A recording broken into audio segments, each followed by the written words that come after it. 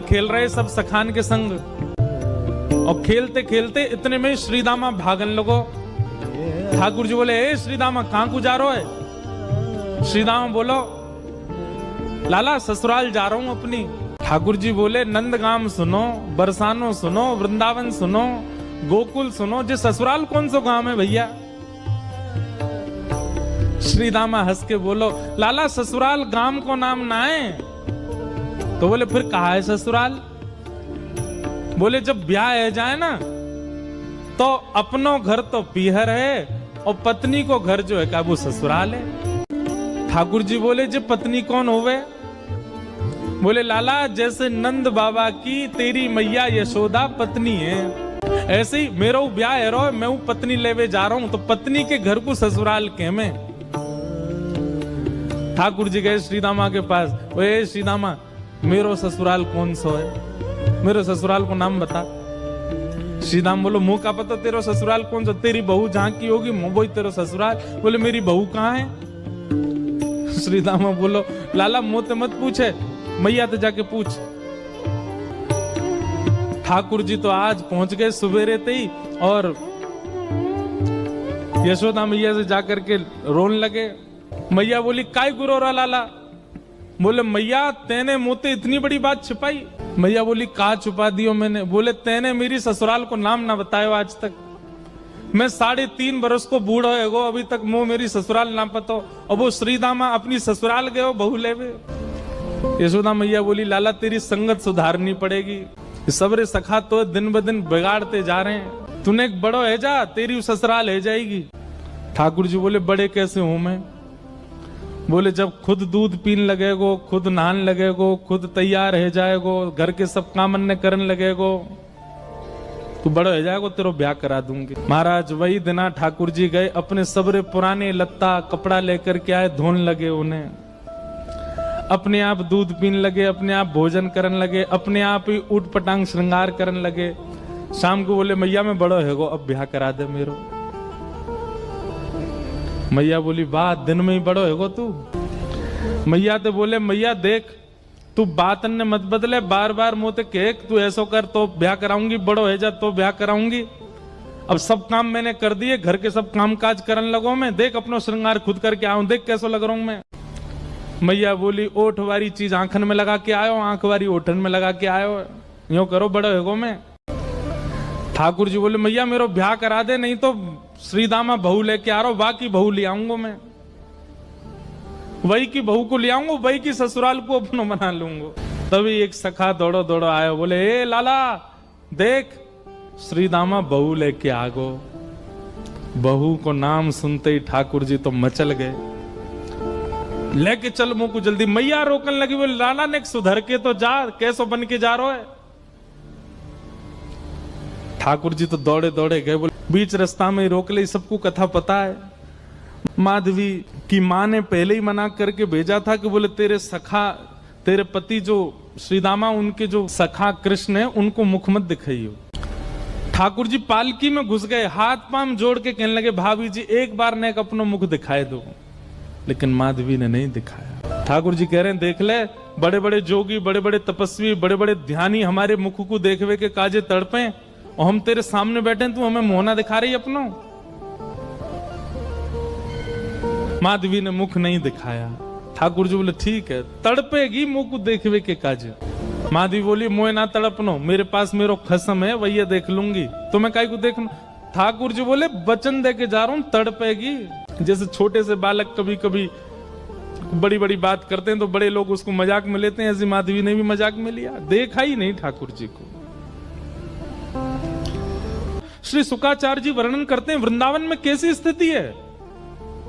गोपियां दोहन करती हैं तो घर घर घर जो दही की मथनी की आवाज आती है ना, उसी में ही कीर्तन करने लग जाती हैं। कृष्ण ऐसे, कृष्ण के नेत्र ऐसे, कृष्ण की नासिका ऐसी, कृष्ण के कान ऐसे, कृष्ण को मोर पिछ ऐसा, कृष्ण की पीताम्बरी ऐसी, कृष्ण की भुजा ऐसी, कृष्ण के चरण ऐसे। कोई गोपी अपने घर में चौका लगा रही है और चौका में पौंछा की जो छर्र छर्र आवाज आवे, वही छर्र छर्र ध्वनि में ही कीर्तन करने लग जाए, कृष्ण ऐसे, कृष्ण ऐसे। हसितम मधुरम, चलितम मधुरम, वमितम मधुरम, मधुराधिपते अखिलम मधुरम। इन सबकी बातें सुनकर के मीराबाई, माधवी को ऐसा लगता है कि इन सब से तो मैं श्रेष्ठ हूं, कम से कम अपने पति की ही हूं, इन सब की तरह तो नहीं। पूरे दिन उस कृष्ण की प्रशंसा करती रहती हैं। सब गोपियां माधवी से कहती हैं, अभी तक तेरे सामने आयो ना आए और तेने अभी तक देखो ना आए। अरे या प्रेम को काम भावना ते मत देखियो, 3.5 वर्ष को 4 वर्ष को है, लेकिन वाक्य प्रति एक अलग ही प्रेम प्रकट है। जाए माधवी सबको ज्ञान देती है, बोले चाहे 3 वर्ष को 4 वर्ष को है तो अन्य पुरुष, क्यों उसकी बातें करती हो, क्यों उसकी ओर देखती हो। लेकिन 24 घंटे गोपियों के बीच में रहती माधवी को और कोई चर्चा ही नहीं सुनाई देती। सब केवल कृष्ण की बात करती हैं। जल भरती हैं तो, बैठती हैं तो, भोजन बनाती हैं तो, बतियाती हैं तो, श्रृंगार करती हैं तो, हर समय कृष्ण कृष्ण कृष्ण कृष्ण। माधवी ने कुछ समय अकेले रहने का भी प्रण लिया, लेकिन अकेले रह नहीं सकती, जंगल है, कहां अकेली जावे, जाना पड़ता है। उस एक दिन रात में सोई तो अब कानों में कृष्ण कृष्ण कृष्ण कृष्ण गूंज रहा है, तो कान बंद करती, पता नहीं पूरे दिन इतना नाम सुनती हूं कि अब तो कानों में भी यही गूंजता है।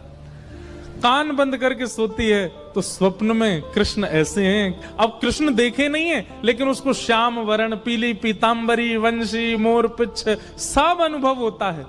उठ के बैठ जाती है, नेत्रों को मीटती है, क्या करूं मैं, नहीं चाहती है स्वप्न मुझे आवे।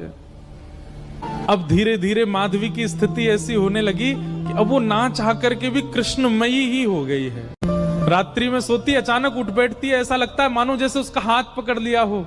स्थिति ऐसी हो गई कि आधी रात और माधवी को ऐसा लगता है कि भोर हो गई, और तुरंत उठ करके जल्दी जल्दी वस्त्र धारण करती है, मटका उठाती है और दौड़ करके जाती है। अरे विलंब है गयो, इतनी देर है गई, मैं अभी तक उठी नहीं, जबकि है आधी रात। दिन रात सब परिवर्तित हो गया। पहुंच गई यमुना तट, और यमुना तट जाकर के देखा एक भी गोपी नहीं है, तो माधवी को लगा कि मैं विलंब से आई हूं, सब शायद जल भर के चली गई हैं। जल भर के रोज जाती है माधवी, लेकिन आज पता नहीं उस पात्र में इतना भार कहां से आ गया कि स्वयं ही नहीं उठा पा रही है। इधर उधर देखने लगी, याचना करने लगी, कोई तो आवे, कोई तो उठा दे, और तभी कोई नहीं है वहां। नंद नंदन श्याम सुंदर चलते हुए आ रहे हैं माधवी के पास। माधवी की मति घूम गई है, आधी रात ही आ गई, और तभी ठाकुर जी वहां पहुंच गए। पहले तो चाल देखी तो चाल पर मोहित हुई, फिर जब वक्ष देखा तो वक्ष पर, जब हाथ देखे तो हाथ की चलन पर मोहित हो गई, और मुख देखा तो भूल गई सुध बुध। ठाकुर जी आए और आकर के मंद मुस्काए के बोले, हेरी गोपी उचाए ना पा रही, चल ले मैंने एक हाथ लगा दूं, उचाले याकू।